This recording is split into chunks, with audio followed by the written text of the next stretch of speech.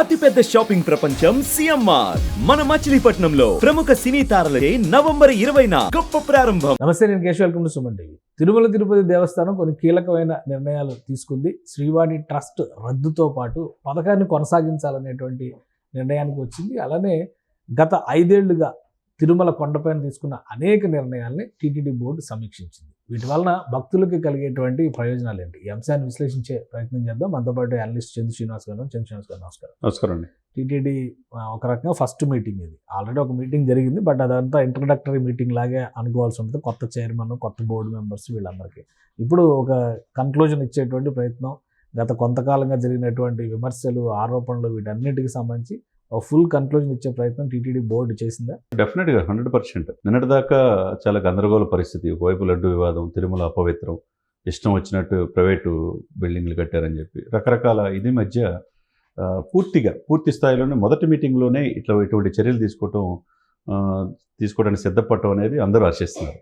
ఎందుకంటే ఈ మార్పు అనేది తిరుమలలో కావాలి. ప్రపంచ పర్యాటక కేంద్రంగా, అది పరమ పవిత్రంగా భావించే శ్రీనివాసుని సన్నిధిలో ఇష్టం వచ్చినట్టు చేయటం కుదరదు కదండి.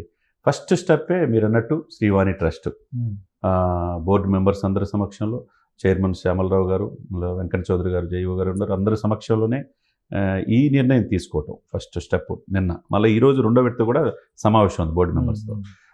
ఫస్ట్ స్టెప్ ఏంటంటే శ్రీవాణి ట్రస్ట్ అనేది ఇక లేదు. అంటే ట్రస్ట్లో డబ్బులు ఏమవుతుంది ఏందో తెలియట్లేదు అనే ఉద్దేశంతో, అక్రమార్గాలు వెళ్ళిపోయినాయి అనే ఉద్దేశంతో డైరెక్ట్గా తిరుమల తిరుపతి దేవస్థానం అకౌంట్కి వెళ్ళేటట్టుగా, అంటే ఎయిర్పోర్ట్లో దిగిన తర్వాత 100 టికెట్స్ మాత్రమే శ్రీవాణి ఉంటాయి. ఇప్పుడు 200 పెంచారు. అంటే అది తీసేయాలి పూర్తిగా. అది కన్ఫ్యూజన్ గురి చేస్తున్నారు వైసీపీ వాళ్ళు.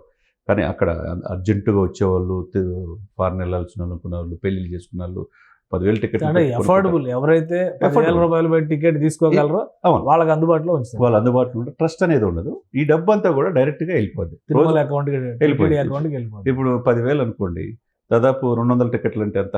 కానీ కరెక్ట్. ఇప్పుడు వాళ్ళు అమ్మారు, అదే విధానాన్ని వీళ్ళు కొనసాగిస్తున్నారు. అంతవరకు బాగానే ఉంది. అయితే ఇప్పటి వరకు అమ్మినటువంటి టికెట్లకు సంబంధించి శ్రీవాణి ట్రస్ట్కి డబ్బులు ఎంత జమ చేశారు, అది దుర్వినియోగం జరిగింది అంటున్నారు, దాన్ని దారి మళ్లించారు అంటున్నారు. ఎందుకంటే 500 రూపాయలకి రిసీట్ ఇచ్చి 10,000 రూపాయలు వేరే ట్రస్ట్కి వెళ్ళింది. ఆలయాల పునరుద్ధరణ, వాటి పరిస్థితి ఏంటి? ఎప్పుడు క్లారిటీ? ఆల్రెడీ విజిలెన్స్ వాళ్ళు ఎంక్వైరీ చేస్తున్నారండి. ఇప్పుడు చైర్మన్ గారు వచ్చిన స్పీడ్ అవుతుంది. డెఫినెట్గా అది కూడా విచారించి, దాంట్లో అంతకుముందు ధర్మారెడ్డి గారి యొక్క ఇష్టానుసారంగా ఎవరిచ్చారు, దానికి బోర్డు మెంబర్ కూడా సహకరించారన్నారు. ఎవరైతే సహకరించారో, ఎందుకు చేశారు, ఈ డబ్బులు ఎలా అనేది ప్రభుత్వానికి, ప్రజలకు తెలియాల్సిన బాధ్యత ఉంది. కాబట్టి ఆ విజిలెన్స్ ఎంక్వైరీ అది కూడా తెలియదు. వీళ్ళు ఇప్పుడున్న చైర్మన్, బోర్డు మెంబర్స్ ఎవరిని వదిలిపెట్టే ఇది కనపడతల. ఫస్ట్ స్టెప్ శ్రీవాణి ట్రస్ట్ అయితే, రెండోది అన్యమత ఉద్యోగులు దాదాపు ఎంతమంది ఉన్నా, అంటే దాదాపు 200 మంది పైన ఉన్నారంటున్నారు. సరే, ఫిగర్ వాట్ ఎవర్. ఇక మిగతా ఇక్కడ హిందూ మతాన్ని గౌరవించవలసిన వాళ్ళే అక్కడ ఉండాలి అనేది చేసి, వీళ్ళని మున్సిపల్ కావచ్చు, రెవెన్యూ శాఖలకి బదిలీ చేయటమా, లేకపోతే వీఆర్ఎస్ పంపించటమా, ఇదే రెండు నిర్ణయాలు. అంటే ఎట్టి పరిస్థితుల్లో హిందూయేతరులు ఎవరు కూడా కొండ మీద ఉండటానికి వీల్లేదు ఇన్స్ట్రక్షన్స్ ఇచ్చేశారు. అది మంచి గుడ్ మూవ్గా అందరూ హిందూ సంఘాలు, పీఠాధిపతులు అందరూ హర్షిస్తున్నారు. లేకపోతే మూడోది, 4,000 టికెట్లు టూరిజం డెవలప్మెంట్ పేరుతో రాష్ట్రాన్ని, తెలంగాణ కావచ్చు, ఆంధ్ర కావచ్చు, అటు తమిళనాడు కావచ్చు ఉన్నాయి. 4,000 టికెట్లు రోజు ఇస్తున్నారు. అది కూడా కంప్లీట్గా రద్దు చేశారు. అది రద్దు చేసేసి ఒక సిస్టమేటిక్గా ఎలా అయితే దేవుడి వైపు ఉండాలో, కాలినడకన వచ్చిన వాళ్ళకి స్వరితిగత ఫ్రీ దర్శనం అయ్యేటట్టుగా, తర్వాత ఆ విధంగా సిస్టమే ఉండాలి. ఇష్టం వచ్చినట్టు చేస్తే టూరిజం ఇది కాదు కదా. ఇది ఆధ్యాత్మికతని ఉట్టిపడేటట్టుగానే చేయటంలో అది గుడ్ మూవ్గా మనం పరిగణించాలి. ఇక రెండోది, కేశవ్ గారు ఇక శారదా పీఠాధిపతి, ఆయన అపర దేవుడిగా భావించి విశాఖపట్నంలో కూడా విలువైన భూములు, మనకు కూడా తెలుసు, 200 కోట్లు విలువ చేసే భూములు తీసుకుని అది కూడా స్వాధీనం చేసుకున్నారు. ఇక్కడ పరమ పవిత్రమైన తిరుమలలో ఆయన నిబంధనలకు విరుద్ధంగా ఆయన కట్టింది స్వాధీనం చేసుకొని ఇమ్మీడియట్గా కూల్చేయాలని కూడా నిర్ణయించారు. అది కూడా అందరూ హర్షిస్తున్నారు. ఇకపోతే రాజకీయాలు ఎవరు మాట్లాడకూడదు ఇక్కడ, ఎవరైనా కానీ. ఇప్పుడు అధికారంలో ఉన్న వాళ్ళు కావచ్చు, ప్రతిపక్షాలు కావచ్చు, కొండ మీద పవిత్రతను కాపాడి శ్రీనివాసుని గురించే నామస్మరణ జరగాలి తప్పితే రాజకీయాలు ఉండకూడదన్నారు. ఎంతమంది మనం చూసాం 5 సంవత్సరాలు నిబంధన ఇంతకు ముందర కూడా ఉండేది. ఎవరు వచ్చి మైక్ పెట్టినాక అందరూ రాజకీయాల్లో మాట్లాడేవాళ్ళు. ఎక్కువ మీద చర్యలు తీసుకున్న దాఖలాలు లేవు. ఎక్కువ అధికార పక్షం ఇప్పుడు ఏం జరుగుతుంది? ఇదేమి పిక్నిక్ స్పాటా? దేవుడితో పెట్టుకోకూడదు, ఎవరితో పెట్టుకోవచ్చు. కలియుగ దైవం వెంకటేశ్వర స్వామితో పెట్టుకుంటే పుట్టగతులు ఉండవు. కాబట్టి ఈ నియమ నిర్ణయం ఏదైతే ఉందో, ఈ నియమం పెట్టింది ఏదైతే ఉందో 100% అందరూ స్వాగతించాల్సిందే. అక్కడ రాజకీయాలు పనికిరావు. ఆనాడు కృష్ణదేవరాయలు గారు ప్రతి విజయానికి గుర్తుగా అక్కడ పోయి ఆభరణాలు ఇచ్చేవాళ్ళండి. తర్వాత ఎన్టీ రామారావు గారు వచ్చిన తర్వాత ఆ కొండలు ఇంకా తిరుమల పవిత్రను కాపాడాడు. అది తమిళనాడు వశం అయిపోయేది యాక్చువల్గా. అటువంటిది కాపాడిన ఆ పవిత్రమైన ప్లేస్ని కాపాడుకోవాల్సిన ఉందా. మూడోది అతి ముఖ్యమైనది ఏంటంటే ఈ ప్రతిదొక్క సిస్టమేటిక్గా ఇష్టం వచ్చినట్లు నేమ్స్ పెట్టేసుకున్నారు ఎవరికి వాళ్ళు. కొన్ని ఛానల్స్ యజమాన్యం కావచ్చు, కొంతమంది ప్రైవేట్ కంపెనీలు మంచిగా బాగా బలిసి లక్షల కోట్లు వెళ్ళినాలు కావచ్చు, పైన విత్ లైటింగ్తో వాళ్ళ పేర్లు పెట్టుకున్నారు. ఏవి కూడా ఉండకూడదు, ఓన్లీ శ్రీనివాసుని ఇదితో అండర్ ద గైడ్లైన్స్ ఆఫ్ ఆగమన శాస్త్ర నిబంధనల ప్రకారం ఆ పేర్లే ఉండాలని నిర్ణయించుకోవటం. అది కూడా అంటే ఇప్పుడు వాళ్ళ పేర్లన్నీ మారుస్తారా లేదంటే తీసేస్తారు. తీసేసి తిరుమలలో ఏదైతే పేర్లు పెట్టో శ్రీనివాసులు లేకపోతే సరిగుండ వెంగమాంబో ఒకలో మాతో అవన్నీ ఆ రిలేటెడ్ పెట్టాలి. తిరుమలకి సంబంధించిన సంప్రదాయ పేర్లే వస్తాయి, సంప్రదాయ పేర్లు పెట్టాలి.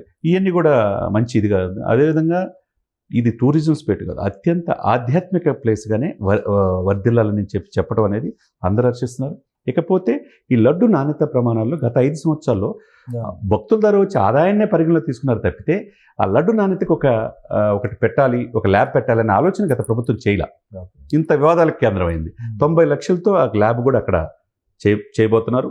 అది కూడా మంచి ఆహ్వానించే పరిణామం. అదే ఉద్యోగులకు కూడా 10% బోనస్ కూడా ప్రకటించడం అనేది అది కూడా మంచి, ఉద్యోగులు కూడా వాళ్ళకు కూడా మంచిగా ఉత్సాహం కలిగించేది.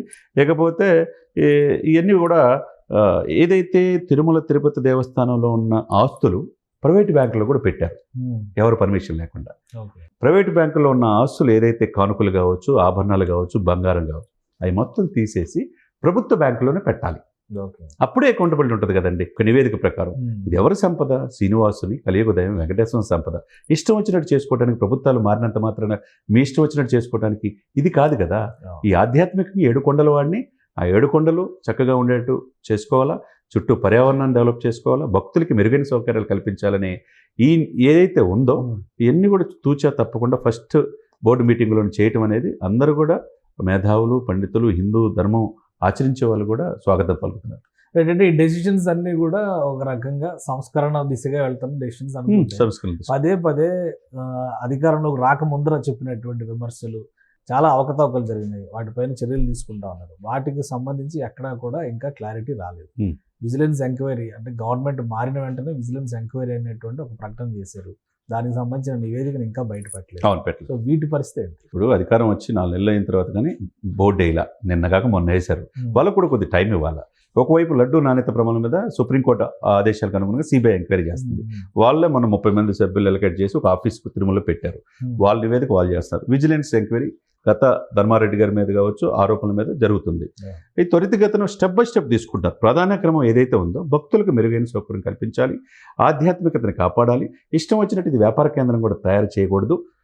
ఇది పరమ పవిత్రమైన ప్లేస్ కన్నా భావించాలని సిస్టమేటిక్గా వెళ్తున్నారు. కాబట్టి గతంలో జరిగిన పొరపాట్లు మీరు అన్నట్టు ఏదైతే ఉన్నాయో విచారణ చేయాలి, త్వరితగతిన చేస్తే భక్తులకు నమ్మకం కలుగుతుంది. రైట్. థ్యాంక్ యూ శ్రీనివాస్ గారు. ఇది తిరుమల తిరుపతి పవిత్రతను కాపాడే క్రమంలో టీటీడీ బోర్డు తాజా నిర్ణయాలు ఖచ్చితంగా భక్తులకి సంబంధించి సంతోషాన్ని తీసుకొచ్చేటువంటి నిర్ణయాలుగా భావించాల్సి ఉంటుందన్నారు. అలానే గతంలో జరిగినటువంటి అవకతవకలకు సంబంధించి కానీ, పవిత్రతకి భంగం కలిగించేటువంటి చర్యలపైన కానీ విచారణలు కొనసాగుతున్నాయి. కాబట్టి ఆ నివేదికలు వచ్చిన వెంటనే చర్యలు తీసుకోవడానికి టీటీడీ ఏమాత్రం వెనకడుగు వేయదని చంద్ర శ్రీనివాస్ గారు విశ్లేషిస్తున్నారు. ఇది special discussion. Keep watching. Suman టీవీలో మీ పర్సనల్ అండ్ బిజినెస్ ప్రమోషన్స్ కోసం కింది నెంబర్కి కాంటాక్ట్ చేయండి.